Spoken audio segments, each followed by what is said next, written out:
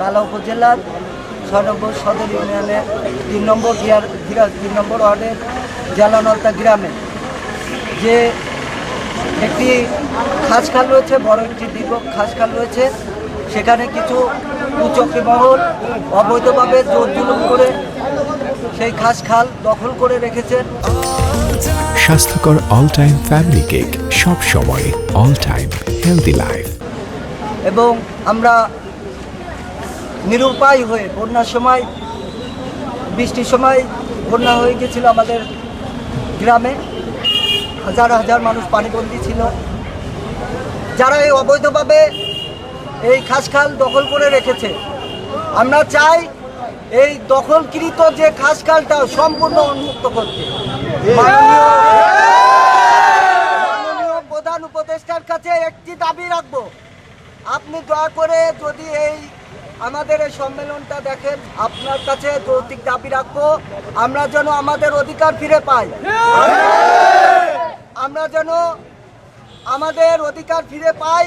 এবং আমরা যে মৎস্যজীবী যে মহল রয়েছে, আমাদের যে মৎস্যজীবী সম্প্রদায় রয়েছে, আমরা যারা অধিকার থেকে আমরা বঞ্চিত, লাঞ্ছিত, নিষ্পেষিত, আমরা যেন আমাদের অধিকার ফিরে পাই এবং এই খাসখাল যেন উন্মুক্ত হয়, এই দাবি আবার রাখবো। আর বিশেষ করে যারা এই যে খাসখাল উন্মুক্ত দখল করে রেখেছে, তাদের আমি কিছু কিছু জনের নাম বলছি।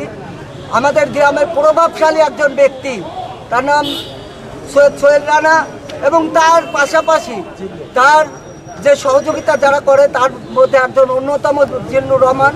আমরা সবাই জানি, আমরা এই আসামিদের, এই যে ষড়যন্ত্রকারীদের একটি শাস্তি চাই। আমাদের দীর্ঘ এক খতিয়ানের যে ৩ নম্বর ওয়ার্ডের জালানলতা যে খাস জমিগুলো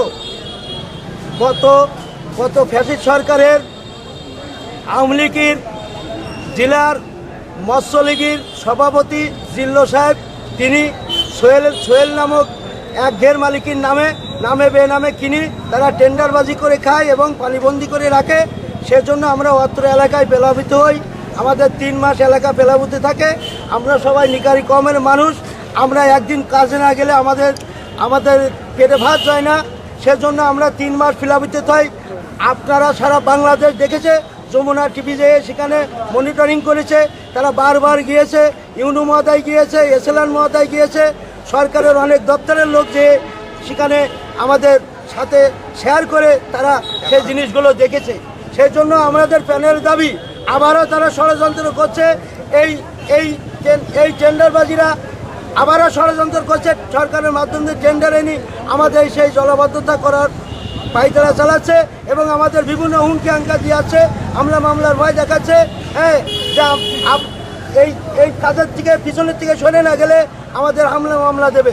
সেই জন্য আজকে আমাদের মানববন্ধন, আমাদের প্যানের দাবি, আমরা জলকার মুক্ত চাই।